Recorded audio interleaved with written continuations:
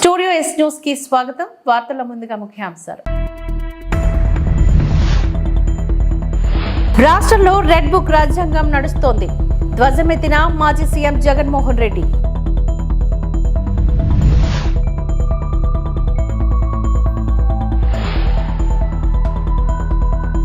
పోలవరం ఎత్తు తగ్గించే ప్రసక్తే లేదు. ధ్వజమెత్తిన నిమ్మల.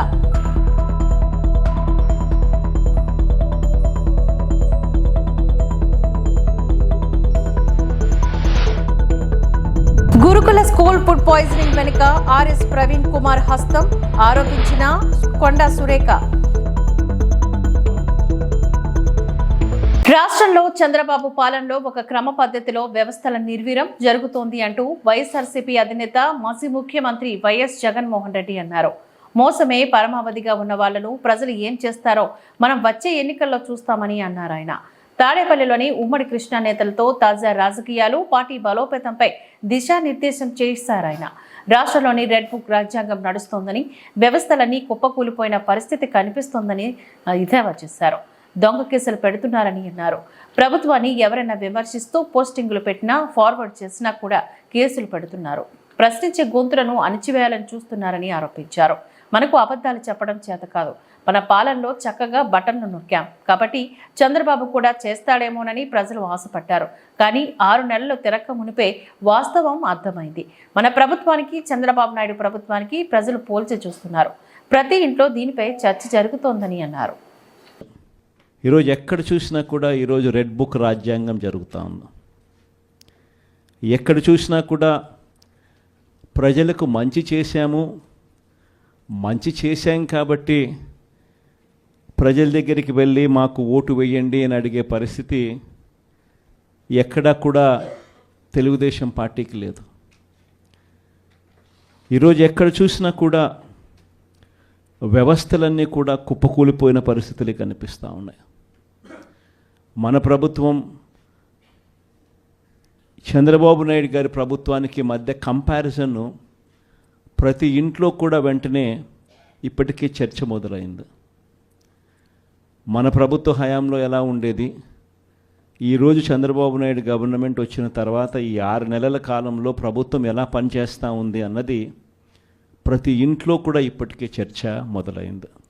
మనమేమో కుటుంబం మొత్తానికి ఒకటిగా చేసి మంచి చేసినాము, మన నోట్లో నుంచి అబద్ధాలు రావడం లేదు, మనం చేయగలిగింది మాత్రమే చెబుతూ ఉన్నాము, మన నోట్లో నుంచి అబద్ధాలు రావడం లేదు. కానీ వాళ్ళేమో ప్రతి ఇంటికి పోయి ఎవడు కనపడినా సరే ఇంట్లో ఇంత పిల్లోడు కనపడితే చాలు ఆ నుంచి స్టార్ట్ అవుతుంది. ఇంట్లో 2-3 పిల్లలు నవ్వుతూ కనిపించినారంటే చాలు, నీకు 15,000, నీకు 15,000, నీకు 15,000 సంతోషం అనే మాటలు. ఇంట్లో కాస్త తల్లులు కనిపిస్తే, అమ్మలు కనిపిస్తే నీకు 18,000, నీకు 18,000, నీకు 18,000 సంతోషం అనే మాటలు కనిపించేటివి. కాస్త పెద్ద వయసులో ఉన్న ఆ ఇంట్లో ఉన్న ఆ తల్లుల అమ్మలు కానీ, ఆ తల్లుల అత్తలు కానీ కనిపిస్తే, 50 ఏళ్ళు దాటిన ఆ అమ్మలు కనిపిస్తే వాళ్లకు నీకు 48,000, నీకు 48,000, నీకు 45,000 అని చెప్పేవాళ్ళు. ఆ ఇంట్లో నుంచి ఉద్యోగం ఎత్తుకే వయసులో ఉన్న పిల్లోడు ఎవడన్నా కనిపిస్తే, ఒక 20 ఏళ్ళ పిల్లోడు ఎవడన్నా కనిపిస్తే నీకు 36,000, నీకు 36,000, నీకు 36,000 అని చెప్పి, ఆ ఇంట్లో నుంచి రైతు బయటకు వస్తే నీకు 20,000, నీకు 20,000, నీకు 20,000 అని చెప్పే పరిస్థితి. నిజంగా ప్రతి ఇంటికి వెళ్ళి ఈ మాదిరిగా పోలవరంపై జగన్ నిత్యం విషం చిమ్ముతున్నారని జలవనరుల శాఖ మంత్రి నిమ్మల రామానాయుడు ధ్వజమెత్తారు. దశల వారీగా పోలవరం ప్రాజెక్టు నిర్మాణం గురించి గతంలోనే ఎక్కడా ప్రస్తావనే లేదన్న మంత్రి, జగన్ వచ్చాకే 41.15, 45.72 మీటర్ల ఎత్తు అంటూ లేఖలు రాశారని మండిపడ్డారు. జగన్ ప్రభుత్వంలోనే 41.15 మీటర్ల అనే అంశానికి బీజం పడిందని అన్నారు. కేంద్రం, రాష్ట్రంలో ఉన్న డబుల్ ఇంజిన్ సర్కార్ పోలవరం ఎత్తును ఎట్టి పరిస్థితుల్లోనూ తగ్గించే ప్రసక్తే లేదని స్పష్టం చేశారు. ఏదైతే 2019, 2024 5 సంవత్సరాల జగన్ పాలనలో విధ్వంసానికి బలైనటువంటి పోలవరం ప్రాజెక్టుని మళ్ళీ చంద్రబాబు నాయుడు గారు పునర్నిర్మాణానికి శ్రీకారం చుడుతూ ఉంటే, రైట్ ఇన్ఫర్మేషన్ యాక్ట్లో మరియు ఆ యొక్క సభ్యుడు అడిగినటువంటి ప్రశ్నలకు సమాధానాలు ఇచ్చినటువంటి పరిస్థితి చాలా క్లియర్గా వాళ్ళు మెన్షన్ చేశారు. అందులో ఏదైతే పోలవరం ప్రాజెక్టుకి సంబంధించి 45.72 ఎత్తు కాకుండా 41.15 మీటర్స్ ఎత్తుకే నీళ్లు నిలబెట్టడం అనేటువంటి ప్రతిపాదన మరి ఏదైతే ఉందో మరి అది పంపించింది జగన్మోహన్ రెడ్డి ప్రభుత్వమే అని కుండ బద్దలు కొట్టినట్టుగా ఆ యొక్క ఆన్సరు మరి పీపీఏ ఇచ్చినటువంటి పరిస్థితి చాలా క్లియర్గా ఆ రోజు జగన్ ప్రభుత్వమే 41.15 మీటర్లకి ప్రధాన డ్యాంలో మరి ఎత్తుకు నీటి నిల్వ పరిమితం చేయడం అనేది నిర్ణయం ప్రతిపాదన కూడా తీసుకున్నది కూడా జగన్ ప్రభుత్వమే అని చాలా క్లియర్గా ఏదైతే ఆ యొక్క పీపీఏ ఆ యొక్క రైట్ ఇన్ఫర్మేషన్ యాక్ట్లో సమాధానం చాలా క్లియర్గా ఇవ్వడమే కాదు దానికి సంబంధించినటువంటి ఏవైతే పేపర్ డాక్యుమెంట్స్ అంటే డిసెంబర్ 21, జనవరి 22, మే 23, జూన్ 23, జూలై 23, ఆగస్ట్ 23 నందు జరిగినటువంటి ఉత్తర ప్రతులు అంటే ఏదైతే గవర్నమెంట్ ఆఫ్ ఆంధ్రప్రదేశ్ ఆ రోజు జగన్మోహన్ రెడ్డి గారి ప్రభుత్వం నుండి ఆ రోజు పీపీఏకి కానీ సిడబ్ల్యూసీకి కానీ ఏదైతే ఫస్ట్ ఫేజ్ కింద 41.15 మీటర్లకు మాకు నిధులు ఇస్తే మాకు ఈ ప్రయోజనాలు కలుగుతాయని ఆ రోజు మరి జగన్ ప్రభుత్వమే మరి ప్రతిపాదన చేసింది అనేటువంటి విషయాన్ని ఈ నిర్ణయం తీసుకుంది అనేటువంటి విషయాన్ని చాలా క్లియర్గా ఆ రైట్ ఇన్ఫర్మేషన్ యాక్ట్లో మరి మనకు సమాధానం ఇచ్చారని అంటే గురుకులాల్లోని కుట్రల వెనుక బీఆర్ఎస్ నేత ఆర్ఎస్ ప్రవీణ్ కుమార్ హస్తం ఉందని మంత్రి కొండా సురేఖ ఆరోపించారు. గతంలోని గురుకులాల కార్యదర్శిగా ఉన్నారని, గురుకులాల్లో ఉన్న ఆయన అనుచరుల ద్వారా కుట్రలు చేస్తున్నారని తీవ్ర వ్యాఖ్యలు గుప్పించారు. సంక్షేమ హాస్టళ్లను గత ప్రభుత్వం పట్టించుకోలేదని, హాస్టల్స్లోని విద్యార్థులను ఉత్తమ విద్యార్థులుగా తీర్చిదిద్దే బాధ్యత ప్రభుత్వానిదేనని స్పష్టం చేశారు. అభివృద్ధి ప్రాజెక్టులకు భూసేకరణ విషయంలోని కుట్రలో అదృశ్య శక్తి హస్తం ఉందని కూడా కొండా సురేఖ ఆరోపించారు.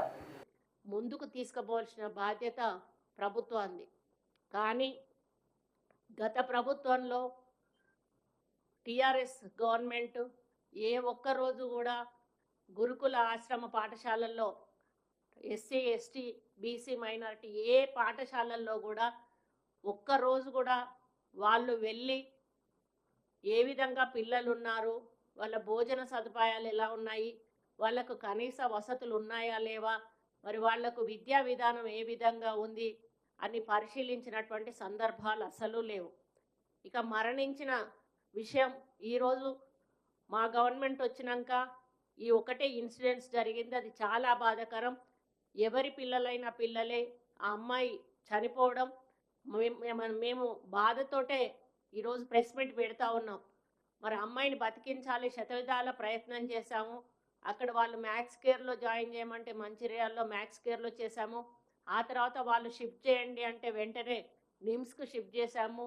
నిమ్స్లో కూడా ₹1 ఖర్చు కాకుండా వాళ్ళ ఫ్యామిలీకి కూడా ఒక స్పెషల్ రూమ్ ఇప్పించి వాళ్ళకు భోజన సదుపాయాలు కూడా ఏర్పాటు చేసి ఆ అమ్మాయికి లాస్ట్ మినిట్ వరకు కూడా ప్రభుత్వం స్పెషల్ ట్రీట్మెంట్ ఇచ్చింది. కానీ దురదృష్టవశాత్తు ఆ అమ్మాయి చనిపోవడం బాధాకరమే. దానికి మేము బాధను వ్యక్తం చేస్తూ ఉన్నాం. అటువంటి విద్యార్థులను మీరు రాజకీయం చేయడం కంటే మరి మీ పార్టీ తరఫున మీరు ఏం ఆదుకున్నారు? మీరు వెళ్ళి ఏదైనా ఆదుకున్నారా? మరి ₹1 కోటి మరి వాళ్ళకు కాంపెన్సేషన్ ఇచ్చి రాకపోయారు. ప్రేమ ఉన్న వాళ్ళైతే మీరు ప్రభుత్వంలో ఉన్నప్పుడే, మీరు అధికారంలో ఉన్నప్పుడే ఫుడ్ పాయిజన్ తోటి చనిపోయిన కేసులు కోకొల్లలు ఉన్నాయి. ఇదిగో కస్తూరిబాలో ఫుడ్ పాయిజన్, 108 మంది విద్యార్థులకు అస్వస్థత, ఈ ఏడాదిలో 2 సార్లు, అయినా నిర్లక్ష్యం, వీడని అనుమానాలు. ఇదొకటి. ఈ విధంగా చెప్పుకుంటూ పోతే హాస్టళ్లలో ఫుడ్ పాయిజన్, ఇంకొకటి మధ్యాహ్న భోజనంలో వానపాము, 36 మందికి అస్వస్థత, ఇంకొకటి గురుకులాలు ఆగమాగం, అంటే గురుకులాల్లో జ్వరంతో స్టూడెంట్ మృతి అయినా కూడా పట్టించుకొని ప్రభుత్వం. బీసీ హాస్టల్లో అన్నంలో పురుగులు, గత వాళ్ళ ప్రభుత్వంలోనే ఇవన్నీ కూడా జరిగినాయి. మోత్కూరు గురుకులంలో ఫుడ్ పాయిజన్, మరి వాంతులు, విరేచనాలు, దాదాపు 34 మంది అస్వస్థత. మరి ఈ విధంగా చాలా కార్యక్రమాలు వాళ్ళ గురుకులంలో ఫుడ్ పాయిజన్ 51 మందికి అస్వస్థత. ఈ విధంగా చెప్పుకుంటూ పోతే ఇంకొకటి ఫుడ్ పాయిజనింగ్ కేసులు ఒకటి లేవని వాళ్ళు మళ్ళీ పాచికూర పురుగుల అన్నం, ఈ విధంగా చాలా లెక్కలేనని ఇంత కట్ట ఉంది. ఇప్పుడు ఇదంతా చూపించాలంటేనే మీకు చాలా సమయం పడుతుంది. ఇవన్నీ జరిగినప్పుడు ఆ ప్రభుత్వంలో ఏ ఒక్కరు కూడా కనీసం స్పందించలేదు, వెళ్ళలేదు, పలకరించలేదు, పరామర్శించలేదు, వాళ్లకు సపోర్ట్ ఇవ్వలేదు. ఏ అధికారులను కూడా సస్పెండ్ చేయలేదు. సీఎంఆర్ఎఫ్ చెక్లను అందజేసిన ఎమ్మెల్యే జగ్గైపేట నియోజకవర్గంలో 115 మందికి గాను 85 లక్షల రూపాయల సీఎంఆర్ఎఫ్ చెక్కులు అందజేసిన శాసనసభ్యులు మరియు ఏపీపీఎస్సీ సభ్యులు మరియు టీడీపీ జాతీయ కోశాధికారి శ్రీరామ్ రాజగోపాల్ తాతయ్య. ముఖ్యమంత్రి సహాయ నిధి నుంచి జగ్గైపేట నియోజకవర్గానికి ఇప్పటి వరకు 215 మందికి సుమారు 1,85 లక్షల రూపాయల శ్రీరామ్ రాజగోపాల్ తాతయ్య సిఫార్సుతో ముఖ్యమంత్రి నారా చంద్రబాబు నాయుడు మంజూరు చేయడం జరిగింది. శ్రీరామ్ రాజగోపాల్ తాతయ్య నివాసం వద్ద స్థానిక నాయకులతో కలిసి తాతయ్య, చిన్నబాబు ముఖ్యమంత్రి సహాయ నిధి లబ్ధిదారులకు గాను చెక్కులు అందజేయడం జరిగింది. ఎన్డీఏ ప్రభుత్వం ఏర్పడిన తర్వాత ముఖ్యమంత్రి నారా చంద్రబాబు నాయుడు గారు ఎవరైతే పేదల వైద్యం కోసం ఖర్చు పెడతారో ఆ హాస్పిటల్లో ఆరోగ్యశ్రీ లేనప్పుడు కానీ ఆరోగ్యశ్రీ కవర్ అయినటువంటి వైద్య ఖర్చుల కోసం ఈ ప్రభుత్వం ఏర్పడిన తర్వాత ముఖ్యమంత్రి గారి సహాయ నిధి 215 మందికి దగ్గర 1,85 రూపాయలు ఈ 5-6 నెలల్లో ఇవ్వడం జరిగింది. గత వైసీపీ ప్రభుత్వం ముఖ్యమంత్రి సహాయ నిధి కూడా ఎవరికి ఇవ్వాలి వైద్య ఖర్చుల కోసం. గతంలో 2014-2019 కూడా రాష్ట్రంలో అత్యధికంగా ముఖ్యమంత్రి సహాయ నిధి జగ్గయ్యపేట కాన్స్టిట్యున్సీ ఇవ్వడం జరిగింది. ఈరోజు కూడా ఈ ప్రభుత్వం ఏర్పడిన తర్వాత ముఖ్యమంత్రి గారికి రాష్ట్రంలో చేయించుకున్నా సరే వాళ్ళకు కూడా వైద్య ఖర్చులకి ప్రభుత్వం అందజేస్తూ ఉంది. ఈ ప్రభుత్వం ప్రజల సేవ కోసం ప్రజాసేవ వైద్య ఖర్చులు కావచ్చు, రాష్ట్రంలో మౌలిక సదుపాయాలు ఏర్పాటు చేయవచ్చు, కానీ ఇవన్నీ కూడా ముఖ్యమంత్రి గారు ఈ ఎన్డీఏ ప్రభుత్వం కట్టుబడి ఉంది. ప్రత్యేకంగా ఈరోజు మరి ఈ మధ్యకాలంలో బాబుకి భౌతికమైన పిల్లోడికి కాలు ఇన్ఫెక్షన్ అయితే 15 లక్షల రూపాయలు కూడా ముఖ్యమైన సహాయ నిధి ఇచ్చాం. మరి ఈ ప్రభుత్వం చంద్రబాబు నాయుడు గారు ప్రజల పట్ల ప్రజా సమస్యల పట్ల పూర్తి అవగాహనతో అండగా ఉంటూ ఏ ఉన్నా సరే ప్రజలకు అండగా ఉన్న ప్రభుత్వం చంద్రబాబు నాయుడు గారికి ప్రత్యేకంగా ఈ ప్రభుత్వానికి ప్రత్యేక ధన్యవాదాలు తెలియజేస్తాం.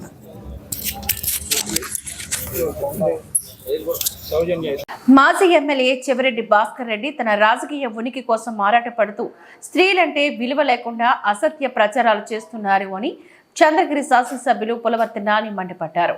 న్యాయశాస్త్రం చదివిన చెవిరెడ్డి ఇలా వ్యవహరించడం సరికాదంటూ హితవు పలికారు. తిరుపతి ప్రెస్ క్లబ్ లో శుక్రవారం ఏర్పాటు చేసిన మీడియా సమావేశంలో చంద్రగిరి ఎమ్మెల్యే పులవర్తి నాని మాట్లాడారు. చెవిరెడ్డి అతని రాజకీయ గ్లోబల్ ప్రచారం కోసం అబద్ధాలు అసత్యాలతో రాజకీయం చేస్తున్నాడని అన్నారు. చిన్నారి తండ్రి ఫిర్యాదుకు ముందే ఈ నెల 5న పోలీసులు పోక్సో యాక్ట్ కేసు నమోదు చేశారని తెలిపారు. మైనర్ బాలిక హాస్పిటల్లో ఉంటే చెవిరెడ్డి అక్కడికి వెళ్లి హాస్పిటల్లో ఫోటోలు తీసి సోషల్ మీడియాలో పెట్టారు అంటూ మండిపడ్డారు. అక్కడ జరిగిన సంఘటన ఏది కూడా చెవిరెడ్డి చెప్పిన సంఘటన ఏమిటని ప్రశ్నించారు. తుడా అధికారులు కూడా బలిపశులు అవుతున్నారని, చంద్రగిరి పరువు తీశాడని, న్యాయశాస్త్రం చదివిన చెవిరెడ్డి ఇలా వ్యవహరించడం సరికాదు అంటూ హితవు పలికారు. హరికథలు వస్తారు, గంగమ్మ తల్లికి వచ్చిన రోజు ఆ రోజు కొందరు వస్తారు, అంటే ఎప్పుడు మర్చిపోతారో ఆ టైంలో కొందరు వస్తూ ఉంటారు. ఆ విధంగా ఒక పగటి వేషగాడు మళ్ళీ రావడం జరిగింది ఒక నెల 2 నెలల తర్వాత. అబద్ధాలు అసత్యాలు ఇదే నా జీవితం అనుకుంటూ ఇన్ని రోజులు అబద్ధాలు అసత్యాలతో రాజకీయం చేస్తున్నటువంటి వ్యక్తి ఈ ఎన్డీఏ కూటమి వచ్చిన తర్వాత అతని చీకటి ప్రపంచం ప్రజలకు తెలిసి రాజకీయ జీవితం సమాప్తయింది. అయినా కూడా ఈరోజు కూడా అతను బుద్ధి తెచ్చుకోవాలా. అతను ఎవరో మీకు తెలుసు, చెవిరెడ్డి భాస్కర్ రెడ్డి గారు. ఎందుకు ఇదంతా చెప్తున్నానంటే అతని యొక్క రాజకీయంలో ముఖ్యమైన విషయాలు ఏమంటే అతనికి కావాల్సింది ఏదో విధంగా మీడియాలో రావాలి, ఏదో విధంగా ప్రజల్లో తప్పుడు సంకేతాలు పంపిస్తూ గ్లోబల్ ప్రచారం కావాలి. ఈ గ్లోబల్ ప్రచారం ఉంటే తప్పించే నాకు వేరే ఇది లేదని ఉద్దేశంతో ఇన్ని సంవత్సరాలు రాజకీయం లాగాడు. మేము గత వైసీపీ ప్రభుత్వంలో కూడా కొన్ని రోజులు మీకు కూడా చెప్పాం, అతను రాజకీయమే ఒక గ్లోబల్ ప్రచారం అనేసి. అయినా ఇంకా బుద్ధి తెచ్చుకోవాలా. వేరే విషయాలు మా కుటుంబం పైనో ఇంకోరి పైనో చెప్తా ఉండవు, మేము దాని గురించి ఏ రోజు మాట్లాడాల. ఒక చిన్న పసి కూన ఇది కూడా నేను యాక్చువల్లీ ఇన్ని రోజులు పెట్టకుండా ఉండేదానికి కారణం ఏమంటే ఇటువంటిది బాహ్య ప్రపంచానికి చెప్పకూడదు అని ఉద్దేశంతో ఇన్ని రోజులు పెట్టలా. కానీ గత 3 రోజుల నుంచి చూసుంటారు మీరు, ఒక చిన్న పసిగున మన కూతురు, కుటుంబంలో కూతురు లాంటి పాప, ఆ పాపని ఎక్కడో వాళ్ళ ఇద్దరు స్నేహితుల మధ్య మామూలుగా మాట్లాడుకునే దాన్ని ఎత్తి ఏ విధంగా వైసీపీ సోషల్ మీడియాలో పెట్టాడో మీకు అందరూ తెలుసు. ఆ సోషల్ మీడియా ద్వారా రాజకీయంగా కానీ సాక్షి పేపర్ కానీ ఆ రోజే వైసీపీ ఎర్రావారిపల్లి మీడియా కానీ వైసీపీ రాష్ట్ర వ్యాప్తంగా మీడియాలో కానీ ఏ విధంగా వచ్చిన సోషల్ మీడియా మీరు చూడొచ్చు. దాన్ని నిన్న ఈరోజు ప్రభుత్వం పైన అధికారుల పైన గ్లోబల్ ప్రచారం చేసుకుంటున్నాడు తప్పించి వేరే ఏం లేదు. మీ ద్వారా ఆ భాస్కర్ రెడ్డిని ఒకటి అడుగుతున్నా, అయ్యా భాస్కర్ రెడ్డి, అక్కడ జరిగిన సంఘటన ఏమి, నువ్వు చూపించిన సంఘటన ఏమి? 6:30 సుమారు ఆ పాపని హాస్పిటల్ తీసుకుని వెళ్తే 7:30 సుమారుగా రెఫరల్ ఎంక్వైరీ చేసి కూడా ఏమి లేదని చెప్పడం జరిగింది. చెప్పిన వెంటనే ఆ అమ్మాయిని నీ వల్ల తిరుపతి వరకు రావాల్సి వచ్చే పరిస్థితి తెచ్చావు. నువ్వు అంటున్నావు నా పైన రాజకీయ కక్షతో నేను ఎక్కడా మాట్లాడలేదు, పోక్సో యాక్ట్ కట్టారన్నావు. నీకు యాక్ట్ గురించి తెలిసిన 2012లో ఆ యాక్ట్ వచ్చింది, the protection of children from sexual offence act 2012లో వచ్చింది. దాని ప్రకారం 18 సంవత్సరాల లోపల ఉన్న ఎవరికైనా యువతకి ఇట్లా జరిగితే మైనర్ బాలిక కింద పరిగణలో తీసుకుని ఆ కుటుంబ సభ్యుల వివరాలు కూడా బయట చెప్పకూడదు. నువ్వు చేసింది ఏం చేసావు? నాకు ఫోన్ చేశారన్నావు. ఆ రోజు హాస్పిటల్ అయిన వెంటనే నీకు సంబంధించిన మండల వైసీపీ పార్టీ అధ్యక్షుడు నీకు ఫోన్ చేస్తే ఇమ్మీడియట్గా హాస్పిటల్కి వెళ్ళావు, నువ్వు పరామర్శించావు. ఒక మైనర్ బాలిక జరిగినప్పుడు హాస్పిటల్ వెళ్ళొచ్చినా ఒకసారి మీరు మీడియా సోదరులు కూడా ఆలోచించండి. నేను కూడా వెళ్ళి ఆ రోజు ఎర్రావారిపల్లి దగ్గర ఒక పెట్రోల్ బంక్లో వెహికల్లో కూర్చొని నేను మాట్లాడినా, అక్కడికి వెళ్ళా. ఎందుకంటే ఈ యాక్ట్ ప్రకారం ఎవరు కానీ చేయకూడదు అనేది. యాక్ట్ అనేది పక్కన్న సభ్య సమాజం అందరూ మన అన్నలు అక్కలు చెల్లెళ్ళు మన బిడ్డలు అనుకోవాలి. రాజకీయం కోసం ప్రవర్తించేది తప్పని ఉద్దేశంతో నేను ఆ రోజు వెహికల్లోనే కూర్చొని మా నాయకులతో మాట్లాడి నేను అక్కడికి వెళ్ళా. కానీ నువ్వేం చేసావు? ఇమీడియట్గా వెళ్ళావు, ఇమీడియట్గా వెళ్ళి ఫోటోలు పెట్టావు.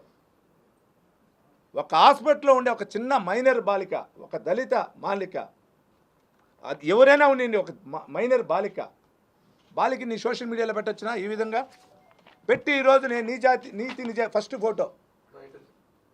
ఫోటో నేను నీతి నిజాయితీ అని మాట్లాడుతున్నావు, నీ మీడియా గ్రూప్లో పెట్టావు, ఇది పెట్టొచ్చునా? దీని తర్వాత ఏం చేసావు? ఆ రోజు రాత్రి సరే అధికారులు నువ్వు చెప్పిన వెంటనే వాళ్ళు కూడా ఎందుకు అని చెప్పి హాస్పిటల్ తెస్తే మరుసటి రోజు ఉదయం నీ వైసీపీ నాయకులందరూ హాస్పిటల్కి పంపించావు.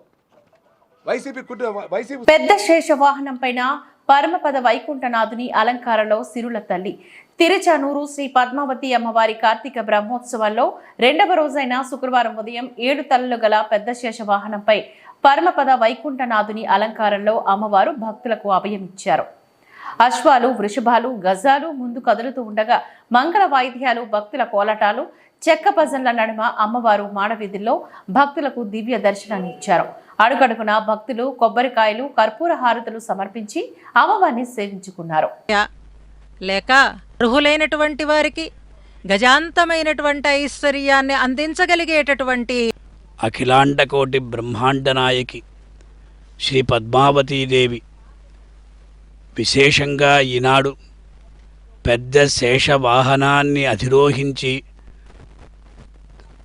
తిరుసుకనూరు మాడవీధుల్లో ఊరేగుతూ భక్తులందరినీ కూడా స్వతంత్ర వీరలక్ష్మిగా వెలుగొందేటువంటి అమ్మవారి యొక్క బ్రహ్మోత్సవాలు, దేవదేవుడైనటువంటి శ్రీ వెంకటేశుని యొక్క బ్రహ్మోత్సవాలు వివిధ వాహనాలతో అలరారుతుంటే, అదే జనవతికాది అసంఖ్యేయ కళ్యాణ గుణగణ అయినటువంటి అమ్మవారి యొక్క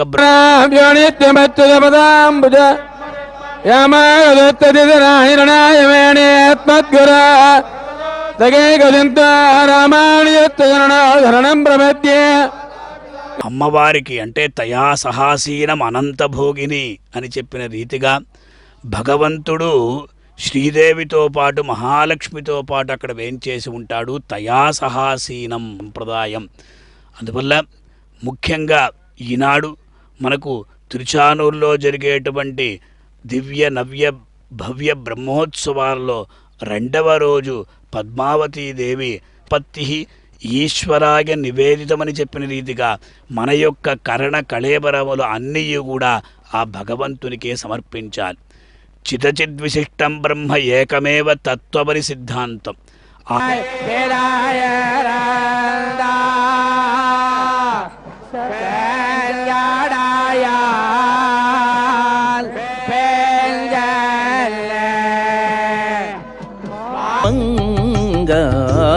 కలకల నవ్వుతోడ కలికి చూపులతోడ అలబలములు చేసిని అలమేలు మంగా మంగా దేవుడు తన చేయివట్టి తీయగా పొత్తున నుండి ఆ విధానార్గించెను అలమేలు మంగా కలకల నవ్వుతోడ కలికి చూపులతోడ కనుబొమ్మలు అని అనుకోండి చాలు, ఉన్నతి అవనతి మనకి కలుగుతుంది. గుంటూరు తూర్పు నియోజకవర్గంలోని ప్రగతి నగర్లో కచ్చా డ్రైవ్స్ మరియు డస్ట్ రోడ్ల నిర్మాణానికి ఎమ్మెల్యే మహమ్మద్ నాసిర్ శంకుస్థాపన చేశారు. అనంతరం ఆయన ఈ సందర్భంగా మాట్లాడుతూ గత ప్రభుత్వం పైన మండిపడ్డారు.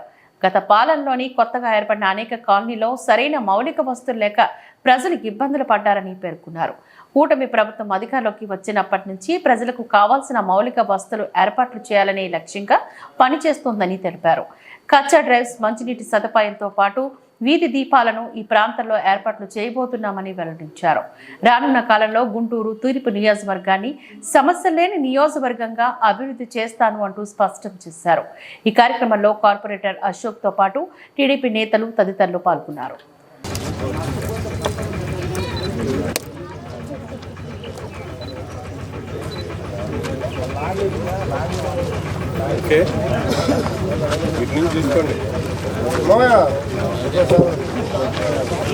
ఉన్నటువంటి గుంటూరు నగరంలో అనేక కొత్త కాలనీలు, ప్రాంతాలు నివాసయోగ్యమైనటువంటి ప్రదేశాలుగా మారుతున్నటువంటి పరిస్థితులు.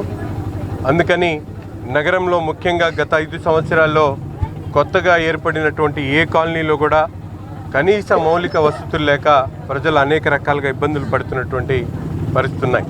ముఖ్యంగా పాత గుంటూరు ప్రాంతంలో బాలాజీ నగర్ ఎక్స్టెన్షన్ ఏరియా కానీ, ప్రగతి నగర్ కానీ, దుర్గానగర్ కానీ అనేక కాలనీలో కనీసం ఒక తట్టమట్టి కూడా గత 5 సంవత్సరాల్లో ఏలేనటువంటి పరిస్థితులు. ఈరోజు కూటమి ప్రభుత్వం ఏర్పడ్డ తర్వాత దాదాపు నగరంలో ఉన్నటువంటి శివారు ప్రాంతాలన్నింటిలో కూడా ముఖ్యంగా పేద వర్గాలు నివసించేటువంటి ప్రాంతాల్లో మౌలిక వసతులు కల్పించాలనే ధ్యేయంతో ముఖ్యంగా ప్రగతి నగర్ ప్రాంతం 15 సంవత్సరాల నుంచి రోడ్లు లేక మంచినీళ్లు రాక ప్రజలు ఇబ్బందులు పడుతున్నటువంటి పరిస్థితులను గమనించి ఈ ప్రభుత్వం ఏర్పడ్డ తర్వాత వెంటనే ఇక్కడ ఉన్నటువంటి 18 లైన్లు కూడా వెట్ మిక్స్ రోడ్లు వేయడంతో పాటు కచ్చా డ్రైన్స్, 2 వైపులా కచ్చా డ్రైన్లు, ప్రతి ఇంటికి కూడా సురక్షితమైనటువంటి మంచినీరు అందించాలనే ధ్యేయంతో మంచినీటి కనెక్షన్స్ని అలాగే వీధి దీపాలను కూడా అమర్చడం అనేది జరుగుతూ ఉంది. అంతేకాకుండా బాలాజీ నగర్ ఎక్స్టెన్షన్లో ఆ ప్రాంతంలో కూడా కొత్తగా ఏర్పడినటువంటి కాలనీ కాబట్టి అక్కడ అవసరమైనటువంటి 2 డ్రైన్స్తో పాటు ఒక సీసీ రోడ్ను దాదాపు 40 లక్షల రూపాయలతో ఆ ప్రాంతంలో కూడా ఈరోజు శంకుస్థాపన చేయడం జరిగింది. ముఖ్యంగా రాష్ట్రంలో చంద్రబాబు నాయుడు గారి నాయకత్వంలో స్థానిక సంస్థల్లో అవసరం ఉన్నటువంటి మౌలిక సదుపాయాల మీద ప్రత్యేకమైనటువంటి దృష్టి సారించి గుంతలు పడినటువంటి రోడ్లతో పాటు ప్రజలకు నిత్యంగా అవసరమైనటువంటి ప్రతి ఒక్క కార్యక్రమాన్ని కూడా ఈరోజు స్థానిక సంస్థల్లో పెద్ద ఎత్తున చేపడుతున్నటువంటి పరిస్థితున్నాయి. కూటమి నాయకత్వం, కార్పొరేటర్సు, అలాగే ముఖ్యంగా జీఎంసీ అధికారులు ఈరోజు ప్రత్యక్షంగా ప్రతి ఒక్క చోట కూడా అభివృద్ధి ప్రణాళికలతో ముందుకు సాగుతూ ఉన్నాం. రాబోయేటువంటి ఒక సంవత్సరంలో గుంటూరు తూర్పు నియోజకవర్గంలో ఏ కాలనీలో కూడా రోడ్ల దుస్థితి కానీ, వీధి దీపాలు కానీ, కుళాయి కనెక్షన్స్ అవసరం లేదన్నటువంటి విధంగా పూర్తిగా. ఈ వార్తలు ఇంతటితో సమాప్తం. నమస్కారం.